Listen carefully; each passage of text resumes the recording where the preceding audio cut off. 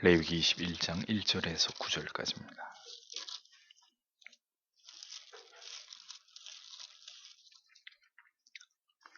레위기 21장 1절에서 9절 말씀 같이 읽겠습니다.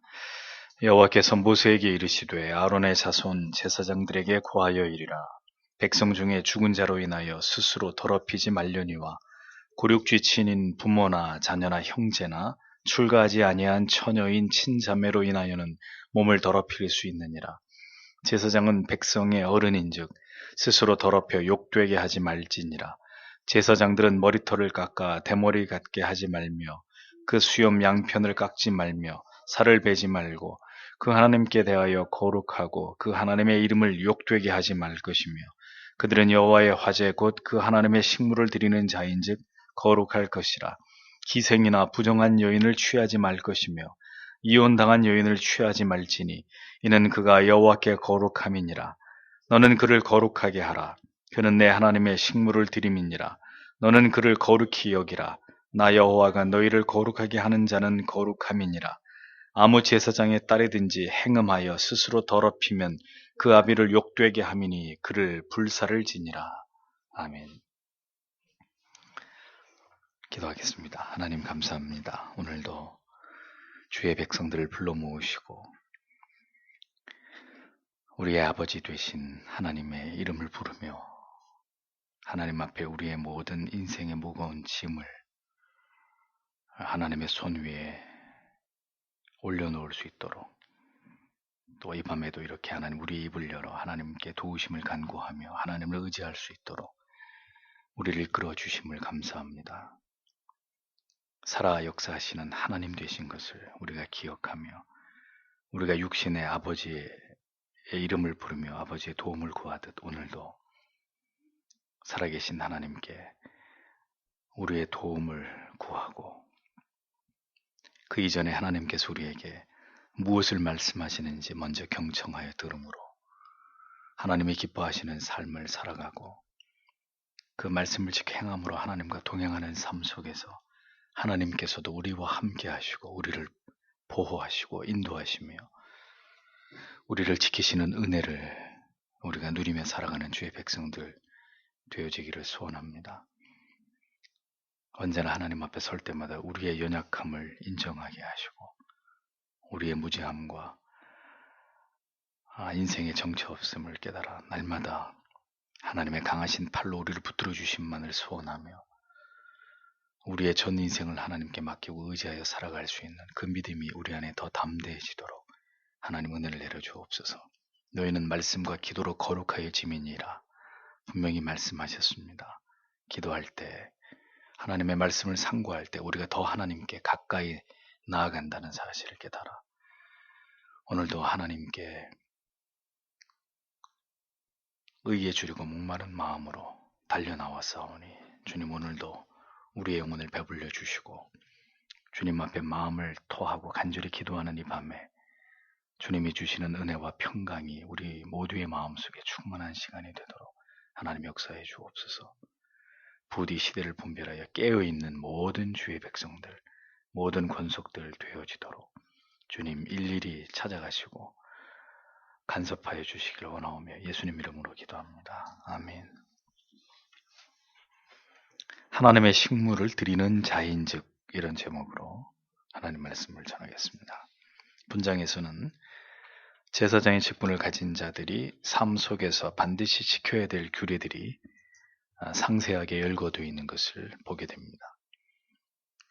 이렇게 규례를 정해서 그들을 성별시키시는 이유는 제사장의 직분을 가진 그 사람이 중요해서가 아니라 여러 번 말씀드렸습니다만 그 수행하는 직무가 하나님께 대하여 사람을 대표하는 아무나 할 수 없는 성별된 일이었기 때문이다라는 겁니다.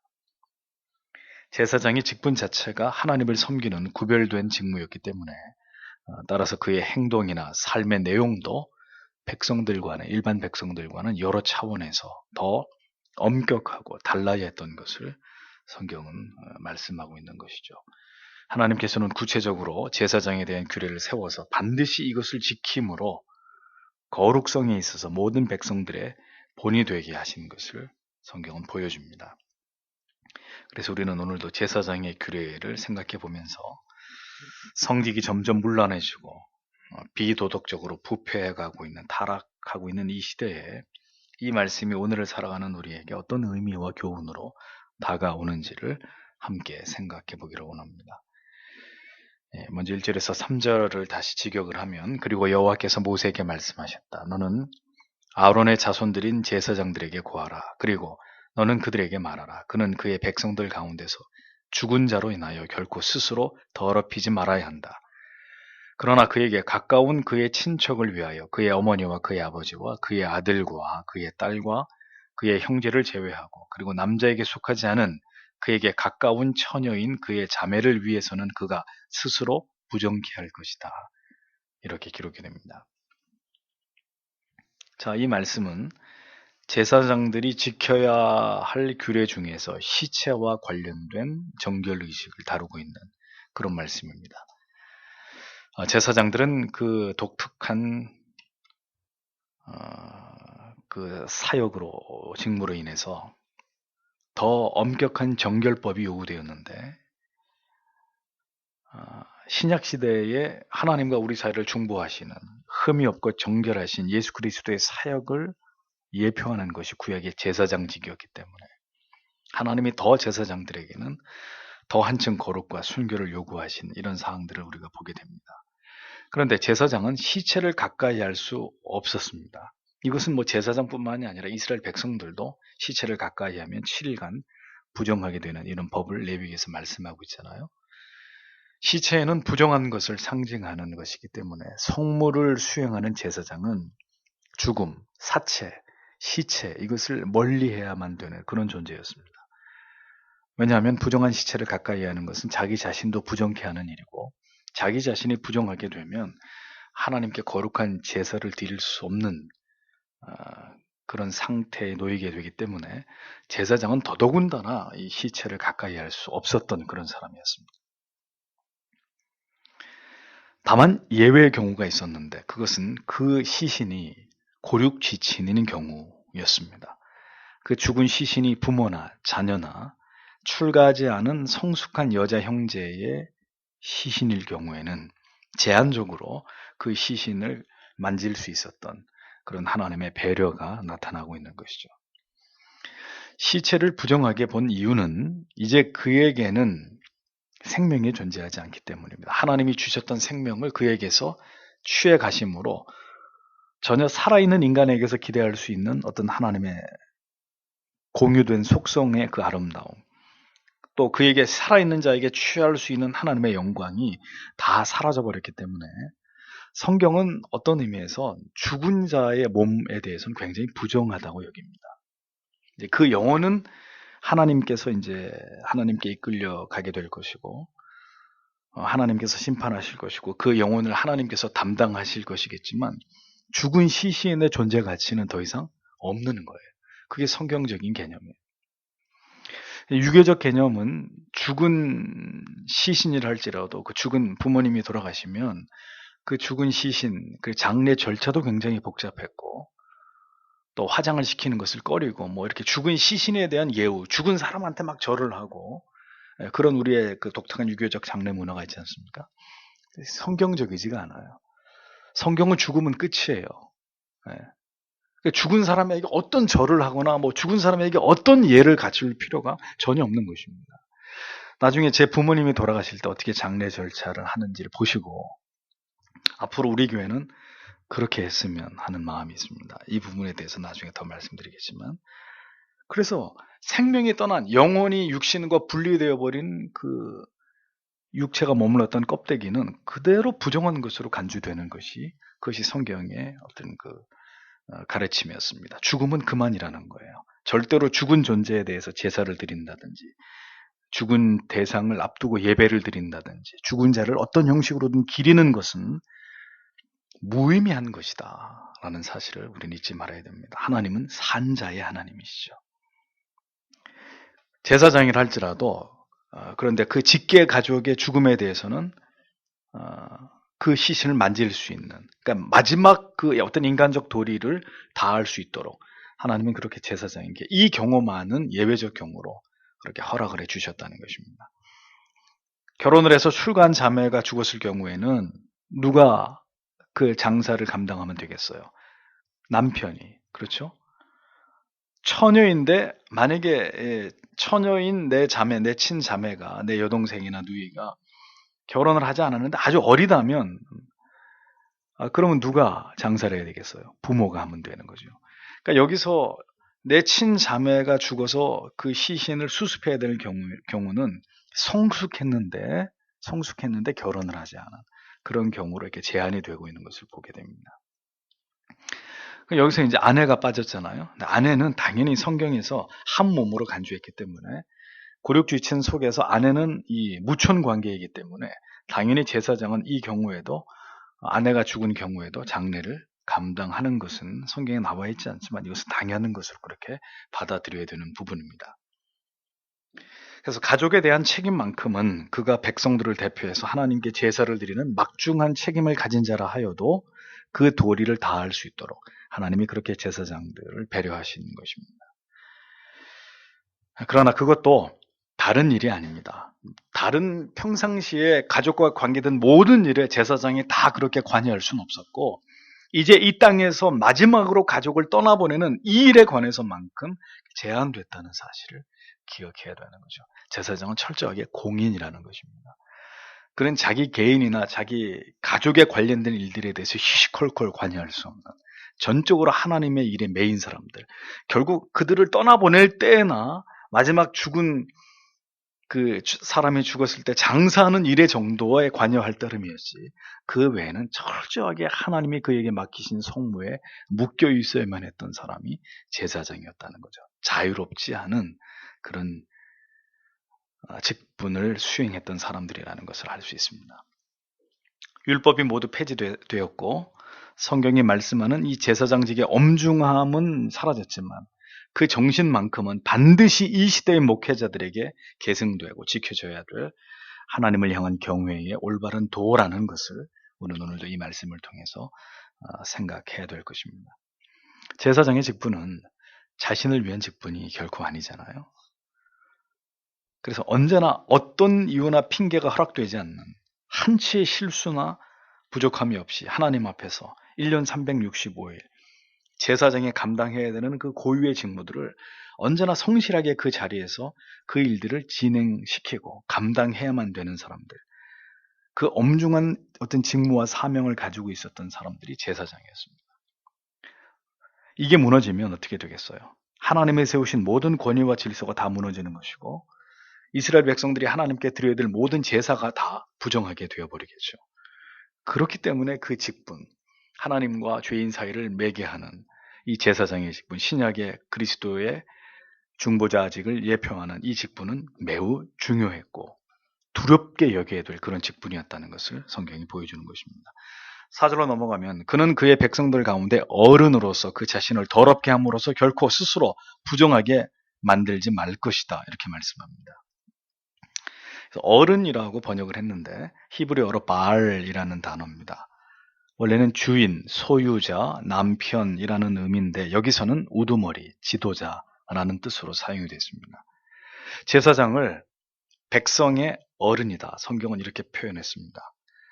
제사장이 백성의 어른인 이유는 그가 나이가 제일 많기 때문이 아닙니다. 또 제일 어떤 존경받을 만한 인품과 도량을 갖추었기 때문도 아니었습니다. 단지 그가 백성을 대표해서 하나님께 나아가 제사를 드려야 했고 하나님의 모든 법도와 율례와 계명을 백성들에게 전달하고 가르쳐야 하는 그런 직무를 수행하는 그런 자였기 때문이었습니다. 그렇기 때문에 또한 제사장은 모든 일에 있어서 모범을 보여야 되는 그런 자였습니다. 그래서 스스로 더럽혀 욕되게 하지 말지니라 이렇게 말씀하고 있는 것을 보게 되죠. 스스로 더럽혀 욕되게 하지 말지니라. 이 말씀은 이제 이후로 말씀하고 있는 구체적으로 제사장이 뭘 금해야 되는지를 명시하는 이 모든 말씀들에 대해서 추호도 벗어남이 없이 이 모든 일들을 잘 지켜서 솔선수범해야 된다라는 그런 의미를 담고 있는 것입니다. 삶의 모든 문제에 있어서 어떤 제사장의 외형적인 부분에 있어서 또 제사장의 결혼, 제사장의 가정을 다스림, 이런 모든 면에 있어서 제사장은 반드시 모범이 되어야 되는 사람이다. 그 이야기를 오늘 이 성경의 본문이 전달하고 있는 것입니다.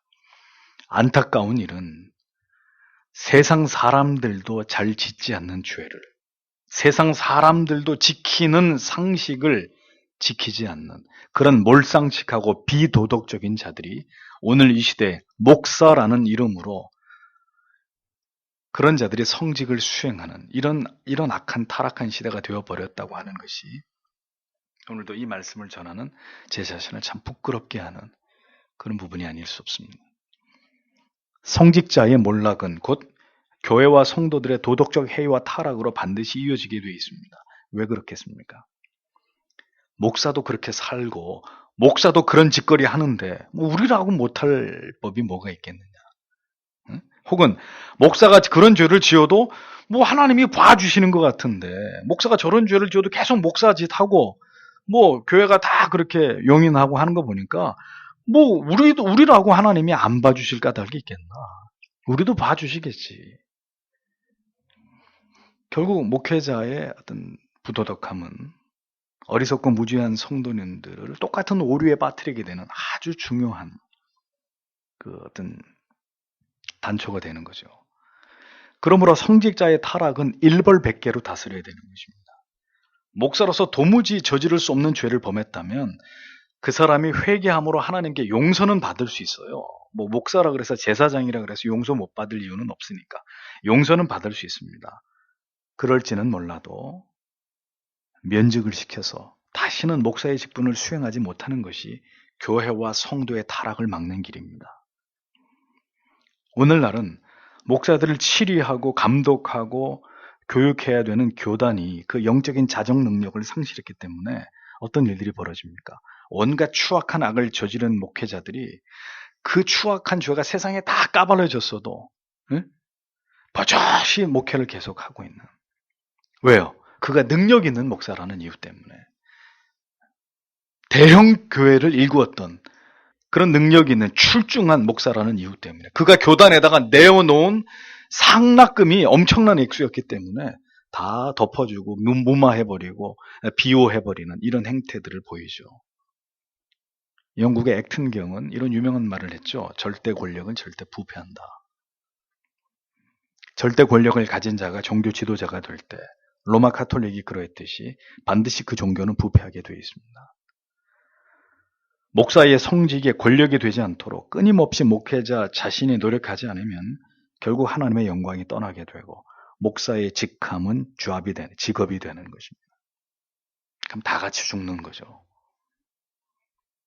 영적으로 교회를 대표하는 자로서의 자의식, 언제나 자기를 하나님 앞에서 묶어두려고 하는 그런 의식이 사라져버리면 목회를 그만두어야 되는 것입니다. 그런 목사는 죄송한 얘기지만 끌어내려야 되는 거죠. 목회자들의 모든 부도덕, 타락과 탐욕과 음란과 이 게으름의 모습 모두 자기를 더럽혀서 욕되게 하는 일이고 나아가서 그 교회와 성도들에게 고통을 주는 일이고 더 나아가서 하나님의 영광을 가리우는 중대한 죄가 되는 것입니다. 제사장으로 지켜야 될 규례들이 어떤 것들이 있었느냐? 5절에서 6절을 보겠습니다. 그들은 그들의 머리를 결코 대머리로 매끄럽게 깎지 말 것이다. 그리고 그들은 그들의 턱수염의 가장자리를 결코 깎지 말 것이다.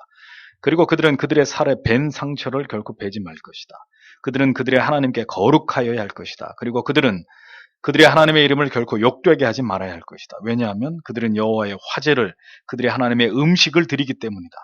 그러므로 그들은 거룩해야 할 것이다. 이렇게 직역이 됩니다.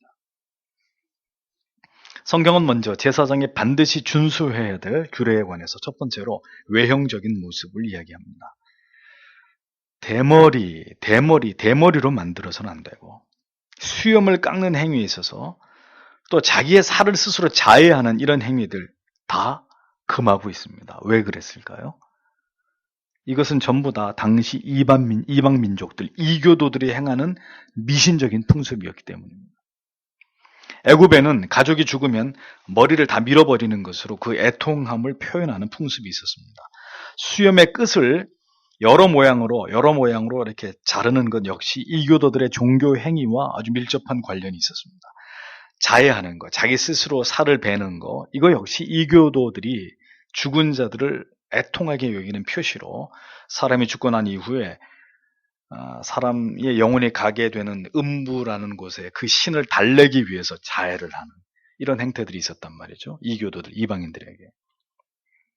그러니까 이런 것들을 제사장에 해서는 안 된다라고 말씀하시는 것은 그 시대에 이방인들이 쫓아가는 그 세상의 풍습, 그 악습을 제사장부터 먼저 솔선해서 쫓지 말고 엄격하게 이러한 세상과 성별되고 구별된 이런 어떤 규례를 지켜야 된다는 이런 말씀을 하고 계신 것입니다. 시대를 쫓아가면 안 된다. 세상 사람들이 하는 것을 따라가면 안 된다. 그래서 청교도 시대의 목회자들이 입은 옷은 존 버년의 철로 역정 같은 거 보면 그 시대의 그 복식 문화가 그 포에마에서 나온 그 그림에서 그려진 그런 그림들이 그걸 아주 잘 묘사해낸 그림인데 청교도 목회자들이 입은 옷은 사실 그 시대의 유행에서 한참 이렇게 뒤떨어진 옷입니다. 디자인이 전혀 세련되지 않고 검은색에 아주 멋이 없고 아주 단순한 이런 옷들을 청교도 목회자들이 입었습니다. 아무런 멋이 없는 그 시대 사람들이 즐겨 입는 아주 디자인적으로 완성되어 있는 이런 옷과는 전혀 동떨어진 그런 옷들을 청교도 설교자들이 주로 입고 설교를 했습니다. 그게 오늘날의 개신교 목회자들의 가운의 유래가 바로 그것입니다. 전혀 멋이 없고 그냥 몸 전체를 이렇게 덮어서 가리우는 이런 형태의 화려하지도 세련되지도 않은 멋스럽지도 않은 그러나 좀 단정한 그리고 세상의 유행과는 전혀 관련 없는 이런 소박함을 보여주는 이런 이제 가운의 형태로 그것이 바뀐 거죠. 그러니까 이건 뭘 보여주는 것이냐면은 목사는 세상의 풍조를 쫓는 사람들이 아니라는 것입니다. 세상의 아름다움을 추구하는 자들이 아니라는 거죠. 제사장들이 그렇게 전혀 그 시대의 세상 사람들, 하나님을 알지 못하는 자들에게서 유행하는 그런 모든 것들은 철저하게 금했던 것처럼 전혀 어떤 그 시대와 어울림은 적어도 성직자들에게는 별 기대해서는 안 될 그런 부분들이라는 것을 성경이 말씀합니다. 그래서 큰 이변이 없는 한 저도 죽을 때까지 설교를 할 때는 검정색 양복에 검정색 넥타이 혹은 회색 넥타이를 메고 그렇게 설교를 하려고 하는 거예요. 그건 다른 의미가 없어요. 여러분들이 온전히 하나님의 말씀에만 집중하게 하기 위함인 거죠. 내 자신도 다른 거에 신경 쓰지 않고 오직 하나님의 말씀을 바로 전하는 그 일에만 집중하려고 하는 것입니다. 제사장은 자신이 하는 일의 중요성을 올바르게 인식하고 있는 사람이어야 합니다. 제사장이 누굽니까? 성경은 그 하나님에 대하여 거룩하고 이렇게 기록되어 있어요. 제사장은 하나님에 대해서 거룩을 추구하고 그것을 지키는 자다라고 성경은 이야기합니다. 목사가 하나님만을 의식하려고 한다면 언제나 하나님을 의식하면서 거룩과 정결에 힘쓸 것입니다. 늘 홀로 혹은 신실한 목회자들과 함께 말씀을 연구하고 기도하는 그 일에 전무할 것입니다. 그러나 목회자가 사람을 의식하기 시작하고 정치에 관심을 갖게 되면 어떻게 되겠습니까? 하나님께 대해서 이것이 거룩한 것인지 세속적인 것인지 생각하지 않고 거룩을 다 무너뜨려 버릴 것이고 그저 사람들이 좋아하고 즐거운 일들에 몰입하면서 사람을 만나는 일에 더 많은 시간과 노력을 기울이는 싹군이 되겠죠. 제사장은 하나님에 대하여 거룩한 자이고 다음은 하나님의 이름을 욕되게 하지 말아야 하는 하나님의 시선을 늘 두려워해야 되는 자여야 한다라고 본문이 이야기합니다. 나의 행동 하나, 나의 말 하나가 모두 하나님의 영광과 직결되어 있다는 것을 알고 삶과 주의하고 조심해서 하나님의 영광을 가리우는 일들을 자행하지 않기 위해서 각별히 자기 자신을 살피는 자여야 한다. 이렇게 말씀합니다. 오늘도 이러한 말씀으로부터 너무 동떨어져 있는 이 시대의 성직자들의 삶을 생각해 볼 때 참 이런 말씀은 참 민망한 말씀이 아닐 수 없고 우리의 마음을 슬프게 하는 그런 말씀이 아닐 수 없습니다. 제사장은 하나님께 드릴 음식을 준비하는 자라고 했습니다. 6절과 8절에서 두 번이나 이렇게 말씀하고 있죠. 하나님께 드리는 음식이라는 건 뭐겠습니까? 하나님이 받으시는 제사를 의미하는 것이죠. 번제, 소제, 화목제, 속죄제, 속건제.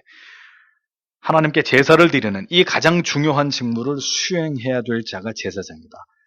이 자기에 대한 거룩한 자의식을 언제나 잊지 않아야 되는 사람이 제사장이다. 이렇게 이야기합니다. 자, 그럼 목사는 뭐 하는 사람이에요? 목사는 언제나 하나님께 드리는 예배를 집례하는 사람입니다. 또 이런 기도회와 예배 시간에 하나님의 말씀을 여러분들에게 전하는 사람입니다. 그 누구도 목사 외에는 주일에 모든 성도님들이 모여서 드리는 공적 예배를 집례할 수 없습니다. 가정에서 개인적으로 드리는 경건을 위한 가정에서의 기도회는 얼마든지 아버지들이 주관하셔서 그렇게 이끌어갈 수 있지만 공적 예배를 하나님께 드리고 말씀을 선포하는 이 중요한 일은 항상 목회자의 몫입니다. 모든 성도님들이 하나님께 드리는 그 예배의 성공을 위해서 언제나 목사는 자신을 돌아보고 한 주의 삶을 경건하게 살기 위해서 노력하는 그런 사람이어야 한다는 거죠. 하나님에 대해서 거룩하고 그 이름을 욕되게 하지 않고 하나님께 식물을 드릴 자로 그렇게 자기 자신을 여기면서 하나님 앞에서 두렵고 떨림으로 살아가야 되는 자들이 제사장들이었다라는 겁니다. 사람도 중요하고 가족을 돌보는 일도 중요하고 여러 가지 세상에서 살아가야 하는 일들도 다 감당해야 되는 일이겠지만 목사에게 가장 중요한 일은 하나님 앞에서 하나님과 어떤 관계를 맺으면서 살아가느냐 그 문제입니다. 목회자 개인의 경건, 목회자 개인의 신전의식, 스스로 자신을 세상과 성별코자 하는 노력, 언제나 이것과 씨름하는 사람들이 되어야 한다는 거죠. 영적인 지도자라면. 목사는 절대 세상과 사람과 가까워지려고 하는 그런 삶이 되어서는 안 되고 세상과 가까워질 때 목사는 반드시 타락하게 돼 있고 그 성무가 무너지게 됨으로 인해서 그건 그 개인의 문제만이 아니라 교회와 성도들의 영혼에 심각한 문제를 파생시킬 수 있는 이런 문제가 될 수 있다는 것을 반드시 기억해야 되는 것입니다. 신학교에서는 목사를 양육할 때 이 문제를 너무너무 중요하게 가르치고 강조해야 되는 문제죠. 자, 이런 목회자 개인의 어떤 이런 경건의 문제를 얘기하면서 그 다음은 제사장의 배우자에 관련된 규례를 말씀합니다. 7절을 보면 그들은 매춘하는 여인과 부정한 여인을 결코 취하지 말아야 할 것이다. 그리고 그녀의 남편으로부터 이혼당한 여인을 그들은 취하지 말아야 할 것이다. 왜냐하면 그는 그의 하나님께 거룩한 자이기 때문이다. 이렇게 되어 있습니다. 제사장은 정숙한 덕과 순결을 갖춘 현숙한 처녀와만 결혼하게 되어 있습니다. 오늘 여기 말씀처럼 매춘하는 여인이나 혹은 심각한 죄를 지어서 그 부정함으로 인해서 평판이 과도히 좋지 않은 이런 부정한 여인은 제사장의 아내가 되기에 부적합했다라는 겁니다. 하나님이 금하셨습니다. 또 남편에게 버림을 받은 이혼을 당한 경험이 있는 여인 역시 제사장의 아내로서는 적합하지 않다고 하나님께서는 말씀하셨습니다. 자, 제사장 당사자도 아니고 제사장의 배우자에 대해서 이 같은 규례를 세우신 이유는 무엇 때문이겠습니까? 제사장에게 맡겨진 그 신성한 의무를 올바로 수행하기 위해서는 제사장이 그 직분을 잘 수행할 수 있도록 현숙하고 아름다운 내면을 가진 순종적인 아내의 조력이 반드시 필요했기 때문입니다. 그런데 만약에 제사장의 아내가 될 여인이 온갖 더러운 죄를 범하고 성품 자체도 악하고 그리고 심지어 간음을 저지르고 음란하고 그리고 다른 남자에게 버림을 받은 그런 여인이라면 제사장이 그 제사장의 직무를 잘 감당할 수 있도록 도울 수 있는 그런 아내의 역할을 잘 감당하겠습니까? 불가능한 얘기죠. 또 그 다음으로 중요한 문제는 제사장은 그 자식이 아버지의 대를 이어서 제사장이 되는 구약시대에는 하나님의 법에 의해서 합법적으로 제사장직은 세습이 됐습니다. 그러니까 구별된 혈통으로서의 제사장이 될 수 있는 합당한 자질을 가진 그런 자녀가 제사장 가문에서 자라났어야 되는데 자, 그러려면 어머니 역할, 제사장을 길러내야 되는 어머니 역할 너무 중요한 것이죠. 자, 그런 역할을 그런 죄 가운데 있는 여인들에게 맡길 수 있겠습니까? 안 된다는 거죠. 제사장의 아내요, 제사장의 어머니가 될 그런 여인이기 때문에 당연히 성경은 제사장의 안에 있어서도 이러이러한 사람들은 될 수 없다라고 분명하게 금해 놓은 것입니다. 신실한 주의 종들 가운데는 독신이 많이 있었습니다. 결혼을 했어도 하나님께서 아내들을 먼저 데려가심으로 홀로 사역을 감당하게 했던 이런 케이스들이 교회사 속에 많이 등장합니다. 역사 속에 루터의 부인이나 칼빈의 부인, 조나단 에드워즈의 부인 모두 다 칭송에 자자했던 그런 여인이었습니다. 현숙한 아내의 도움이 없다면 물론 그 아내들이 또 다 먼저 죽는 이런 아픔이 있었지만 현숙한 아내의 도움이 없다면 목회를 감당하는 일에는 적지 않은 고통을 당하게 되어 있는 거예요. 심지어는 여러분들이 잘 아시는 요한 웨슬레의 아내 악처로 유명했습니다. 웨슬레 목사님이 설교를 하고 내려오면 머리끄댕이를 잡고 이렇게 끌고 갈 정도로 참 희한하죠. 왜 하나님이 그런 목사에게 그런 사모를 두었는지 아주 악처로 소문이 난 그런 여인이었습니다. 자, 그런 여인이 아내라면 그 목회는 가시밭길이겠죠. 목회자들이 아내들을 잘못 만나서 교회에 큰 해를 끼치고 목회를 더 이상 할 수 없는 지경에 이르게 되는 이런 일들은 비일비재한 일들입니다. 그러니까 목사의 자질만 문제가 되는 것이 아니라 사모의 자질 또한 적지 않은 문제가 되고 있는 시대라는 겁니다. 이미 성경은 제사장의 아내의 문제까지 관여하면서 이런 문제들을 내다본 것이죠. 구약의 법이 그대로 적용되지는 않더라도 목회자가 되고자 하는 자와 그리고 그 목사의 아내, 사모가 되고자 하는 자들은 분명히 더 엄격하게 그 자질이 평가되고 난 이후에 그 길을 가게 하는 것이 하나님의 영광을 가리우지 않는 것이고 교회를 고통스럽지 않게 하는 예방책이 될 수 있는 것이라는 겁니다. 소명받지 않은, 사명받지 않은 직업적인 성직자를 막아야 합니다. 그것이 오늘날의 교회를 세속화시키고 타락시키는 길을 막는 길이죠. 소명감 없고 사명받지 않은 목사, 사모 못하게 해야 되는 거예요. 8절을 보겠습니다. 그리고 너는 그를 거룩하게 하라. 왜냐하면 그는 내 하나님의 식물을 드리기 때문이다. 그는 너에게 거룩한 자이다. 왜냐하면 너희를 거룩하게 하는 나 여호와가 거룩하기 때문이다. 이렇게 말씀합니다. 자, 제사장을 거룩하게 여기는 이유는 그 또한 죄인이지만 그는 백성들을 대신해서 하나님께 제사를 드리는 자이기 때문이다. 하나님은 그렇게 말씀하십니다. 그는 나에게 제사를 드리는 내 음식을 너희를 대신해서 드리는 자이기 때문이다. 제사장직을 감당하는 자를 거룩하게 여기는 이유는 그가 우리를 거룩하게 하시는 거룩하신 하나님을 섬기는 자이기 때문이다. 라고 하나님이 말씀하십니다. 우리의 제사를, 지금으로 말하면 우리의 예배를 우리에게 주시는 하나님의 말씀을 맡은 자가 내 영혼에 합당한 꼴을 나에게 먹여줄 자가 그때는 제사장이라면 지금은 목사이기 때문입니다. 그래서 신약성경 디모데전서 5장 17절은 잘 다스리는 장로들을 배나 존경할 자로 알되 말씀과 가르침에 수고하는 이들은 더할 것이니라 이렇게 말씀하고 있는 것입니다. 여러분들의 영혼과 가장 직접적인 연결 관계에 있는 사람이 목사이기 때문에 목회자는 언제나 자신의 거룩에만 힘쓰고 자신에게 주어진 성물을 하나님 앞에서 성실하게 감당하도록 노력하면서 언제나 하나님의 말씀을 바르게 연구하고 성도들의 영혼을 섬기는 일에만 모든 노력을 다하면 되는 것입니다.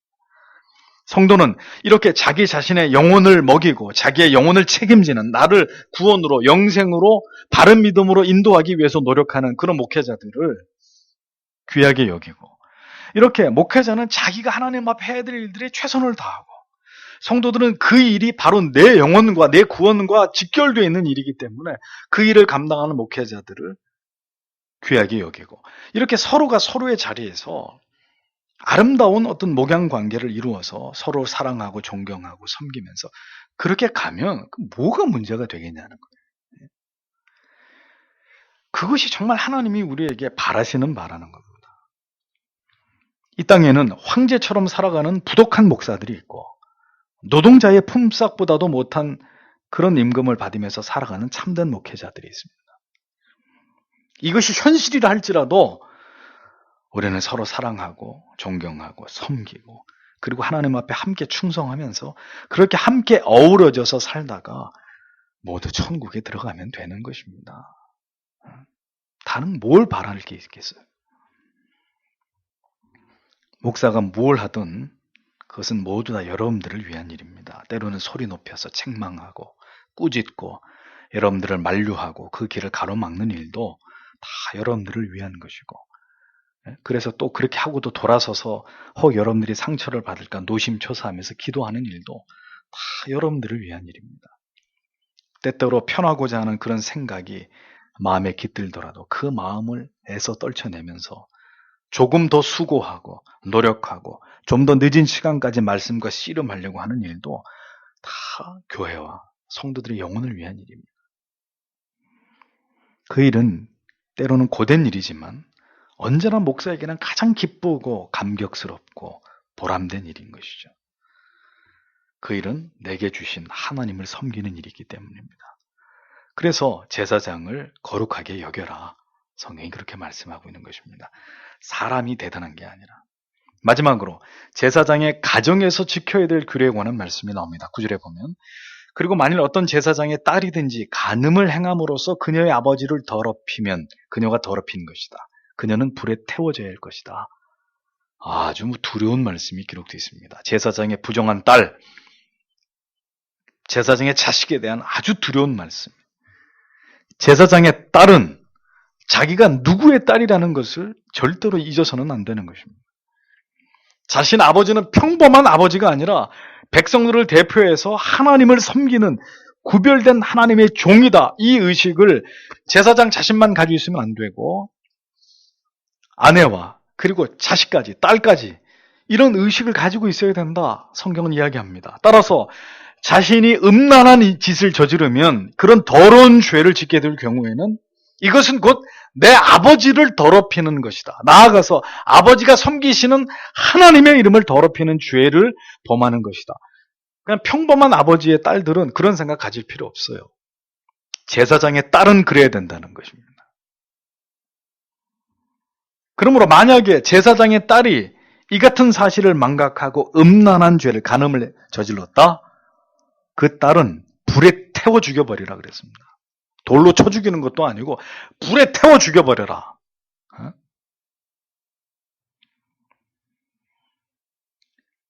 성경이 이렇게 강력하게 얘기합니다.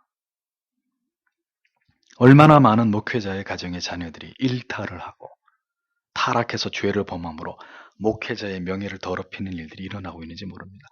그건 아버지의 이름만 더럽히는 게 아니라 아버지가 누구예요? 목사란 말이에요. 하나님의 말씀을 전하는 목사인데 그 아버지가 외치는 복음을 그 하나님을 아주 우습게 만들어버리는 그런 죄가 되는 거예요. 목회자의 자녀들의 타락은 그만큼 더 악하고 더 그 질이 나쁜 것으로 성경은 간주하는 것입니다.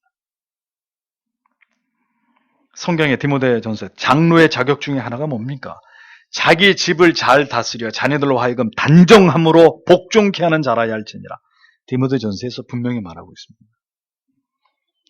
제사장은 모든 면에 있어서 이렇게 보통 그 이상의 성별을 요구받는 자라고 성경은 이야기합니다. 자기 자신뿐만이 아니라 배우자에서 자녀에 이르기까지 모든 면에서 엄격한 하나님이 요구하시는 모든 기준에 도달해야 되는 자들이다 라고 성경은 말씀합니다. 왜 그럴까요? 그가 맡겨진 일이 하나님과 관련해서 너무 중요한 일이기 때문에 그에게 조금의 어떤 문제가 발생되는 즉시 그 자신만의 명예가 더럽혀지는 것이 아니라 그가 섬기는 하나님의 영광까지 실추되는 일이기 때문에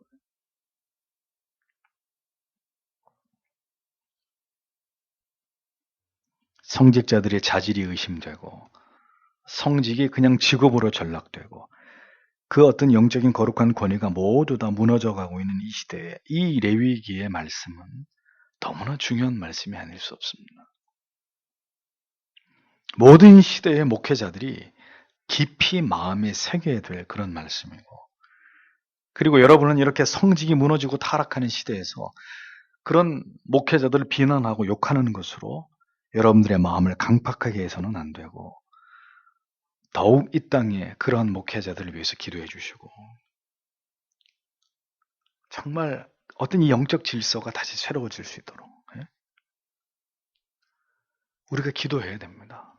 정말 우리의 기도가 이런 것들을 바꿔놓을 수 있을까 하는 의구심이 아니 되는 것은 아니지만, 좀 이렇게 목회자들의 권위가 무너지고 부도덕한 목회자들에 대한 징벌이 이루어지지 않아서 이게 사회 악으로 번지고 있는 이런 상황 속에서 참 암담하기 이를 데 없지만, 그렇다고 해서 우리가 입을 섞어서 그런 자들을 막 비난하고 욕하는 것으로 우리가 같이 죄를 지을 이유는 없는 거예요.